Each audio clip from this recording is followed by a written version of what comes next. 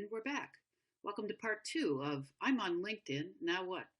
At the end of part one, I was saying how we want to focus on using LinkedIn to promote yourself for the sake of your business and to promote your business. So let's look at how exactly you might do that. I don't know how many of you are aware of the Balsam's Grand Resort Hotel way in the northern part of New Hampshire. It's closed now, has been closed for many years, but it's in the process of being redeveloped.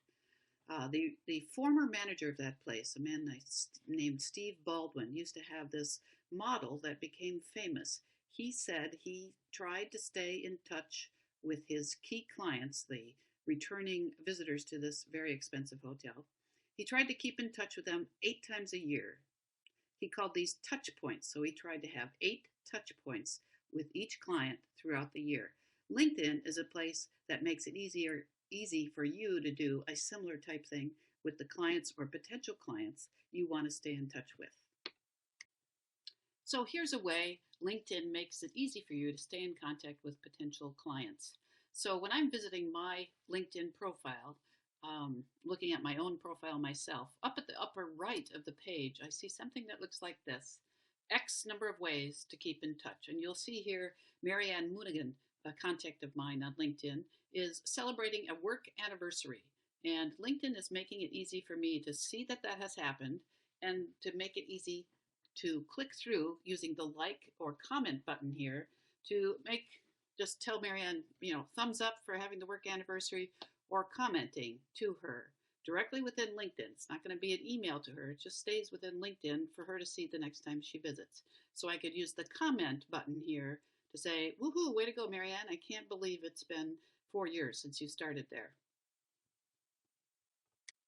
So again, before we get into the nuts and bolts, I just wanted to show you that people who study these kinds of things has determined that LinkedIn is the better social media site for lead generation. What that means is more likely on LinkedIn, you'll connect with people who are actually going to click through and become your client or customer at some point. So developing leads is better on LinkedIn than on Facebook and Twitter. So here's just a little mathematical equation LinkedIn used to show you to show how you are connected with people on LinkedIn. So what this is showing you at this moment is I had 499 direct connections, people I invited to connect with me on LinkedIn and vice versa. And those people brought me a link to, very easily, to 4.6 million people.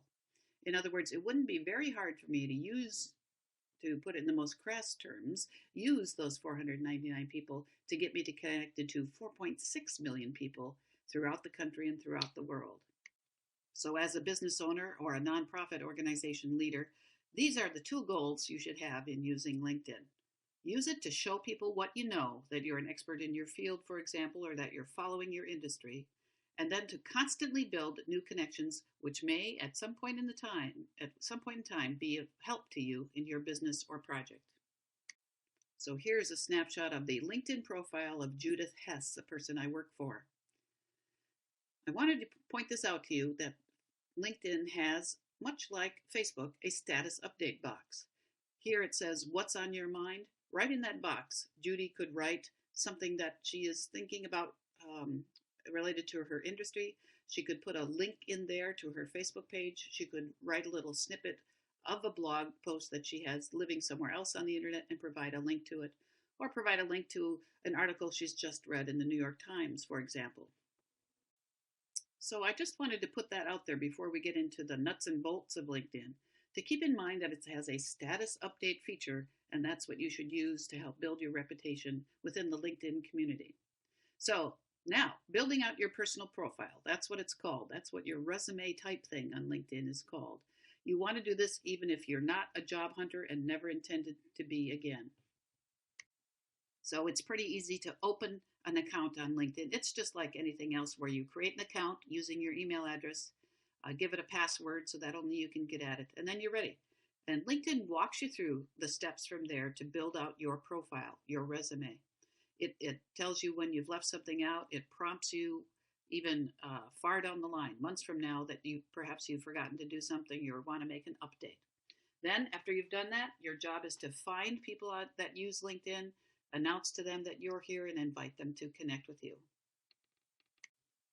So when you're building out your profile on LinkedIn, your resume, as it were, LinkedIn walks you through step by step. And when you've filled it out completely, you'll see this kind of a thing on the upper right of your page, visible only to you, mind you. It'll say something about profile strength, and that blue bar in the upper right here that I have circled in red will be fully filled in, or if not, somewhere down further in the bar, and you'll have a different designation like amateur or expert or something like that. Your goal is to achieve all-star status, and again, LinkedIn will walk you through how to get there. So here's just an example of a kind of prompt that LinkedIn will give to you. My profile has been on LinkedIn since the beginning, and I change it up a lot because I consider all of my projects as new jobs, and that's the way I presented them. But here, far down the line, LinkedIn came up and asked me this question: what did I do as a reporter at the Chisago County Press? So it noticed that I had given a job title, but I had not filled anything out about that job title. And in my case, I didn't do that because this job position was so old, 35 years ago or so, that I didn't think anybody cared. I left it blank, but it was nice to be reminded from LinkedIn that I had left it blank and didn't I want to fill it out. You'll receive those types of things all the time. So your goal is to fill out the strongest possible profile, enough to give somebody a strong impression of you. That's the whole point.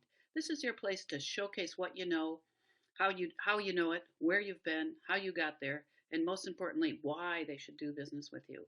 Now, we're going to stop here and click over. You should click back to YouTube and find part 3, where we'll discuss why a photograph is the most important part of your LinkedIn profile.